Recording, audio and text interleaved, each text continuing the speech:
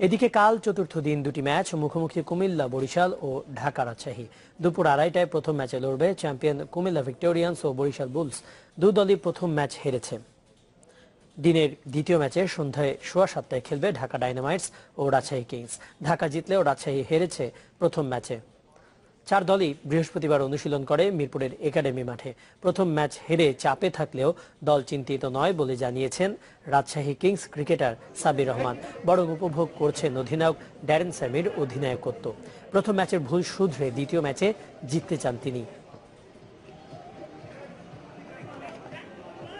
এদিকে জাতীয় দলে উপেক্ষিত হলেও বিপিএল এ দারুণ সময় কাটছেন নাসির হোসেনের। বরিশালের বিপক্ষে দুর্দান্ত ফিল্ডিং এর পর আকাশে ভাসছেন তিনি। ঢাকাকে নিয়ে আত্মবিশ্বাসী হলেও অতিরিক্ত আত্মবিশ্বাসী নয় বলে জানিয়েছেন। দল হিসেবে শক্তিতে এগিয়ে থাকলেও প্রতিপক্ষ দুর্বল নয় বলে জানিয়েছেন নাসির।